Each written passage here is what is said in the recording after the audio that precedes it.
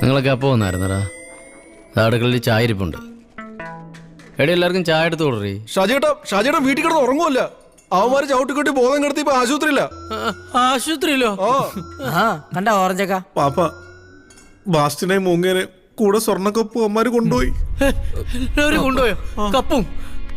ഭർത്താവ് എടാ, എന്റെ പിള്ളേർ അവരെന്തെങ്കിലും ചെയ്യുവാടാ പോയി. സാധാരണ ഇതുപോലത്തെ എന്തെങ്കിലും വരുമ്പോ അവർ ഓടുകയാണല്ലോ പതിവ്. അവന്മാരെ ചെകുത്താനെ കണ്ട് പേടിച്ച് മറിച്ച് നിന്നു തന്നെ. എന്റെ കർത്താവ്. ഷാജിയേട്ടാ ഇനി ആ 27 ലക്ഷം രൂപയ്ക്ക് വേണ്ടി നമ്മൾ എന്ത് ചെയ്യും? എനിക്കറിയാൻ വയ്യടാ. പാപ്പാ പിന്നൊരു ഹാപ്പിനെസ്സും കൂടി ഉണ്ട്. എന്നാ മോനെ?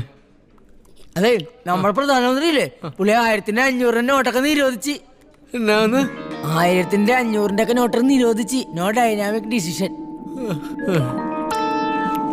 ഈ പൊരിഞ്ഞടിയുടെ ഇടയ്ക്ക് തന്നെ നോട്ട് നിരോധിക്കാൻ അങ്ങേർക്ക് എങ്ങനെ മനസ്സ് വന്നതാവേ?